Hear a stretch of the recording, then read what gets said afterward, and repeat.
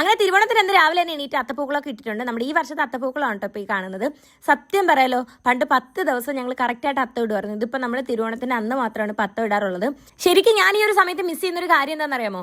കുഞ്ഞിലേക്ക് 10 ദിവസം നമ്മൾ ഇതുപോലെ അത്തം ഇടുമായിരുന്നേ. ചാണകം മെഴുകിയിട്ട് മുറ്റത്ത് ഇതുപോലെ 10 ദിവസം അത്തം ഇടുമായിരുന്നു. 10ാമത്തെ ദിവസം കുറച്ച് വലുതായിട്ട് അതുപോലെ അത്തപ്പൂക്കൾ ഇടുമായിരുന്നു. എനിക്ക് ഇപ്പോഴും ഓർമ്മയുണ്ട് അന്ന് ഞങ്ങൾ ഇടുന്ന ഓരോ ഡിസൈൻസ് ഒക്കെ. അന്ന് ശരിക്കും പറഞ്ഞാൽ മൊത്തത്തിലൊരു ആവേശമായിരുന്നു. രാവിലെ എണീറ്റ് എവിടുന്നെങ്കിലൊക്കെ ഇതുപോലെ പൂവൊക്കെ പിച്ചിക്കൊണ്ട് വന്നിട്ട് അത്തമൊക്കെ ഇടുന്ന, അയ്യോ അതൊക്കെ ഒരു കാലം ശരിക്കും മിസ് ചെയ്യുന്നുണ്ട്. സത്യം പറഞ്ഞാൽ അതൊക്കെ ആലോചിക്കുമ്പോഴത്തേക്ക് ഇപ്പോഴും കൊച്ചായിരുന്നാൽ മതി എന്നൊക്കെ അങ്ങ് തോന്നി പോകാറുണ്ടേ.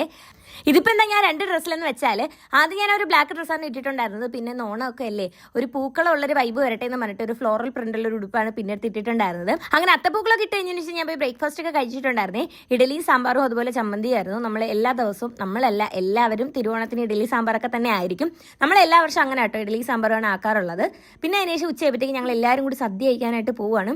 സത്യം പറഞ്ഞാൽ ഒരു വർഷം കാത്തിരുന്ന് കിട്ടുന്ന ഈ ഒരു തിരുവോണ ദിവസം മൊത്തത്തിൽ പറഞ്ഞാൽ അടിപൊളിയാണ്. എല്ലാവരും കൂടി ചേർന്നിട്ട് ഇതുപോലെ ഒരുമിച്ച് സദ്യയൊക്കെ കഴിച്ച്. ഇപ്രാവശ്യം നമുക്ക് വെർമിസി അതുപോലെ തന്നെ കടലപ്പായസമാണ് ഉണ്ടായിരുന്നത്. ഞാൻ സദ്യ കഴിക്കാൻ നേരം പായസം എടുത്തിട്ടുണ്ടായിരുന്നില്ല. സദ്യ കഴിച്ചപ്പോഴത്തേക്കാണ് എനിക്ക് വയറ് നിറഞ്ഞിട്ടുണ്ടായിരുന്നു. എനിക്ക് എല്ലാ കറിയും കൂടി കാണുമ്പോൾ സത്യം പറയല്ലോ, എനിക്ക് കണ്ട് തന്നെ എനിക്ക് വയറ് നിറയാറുള്ളത് പോലെ എനിക്ക് ഫീൽ ചെയ്തിട്ടുണ്ട് കേട്ടോ. നമുക്ക് ഇപ്രാവശ്യം ഓണസദ്യക്ക് സ്പെഷ്യലായിട്ട് കടലപ്പായസം അതുപോലെ തന്നെ വെർമിസിലി ആയിരുന്നേ.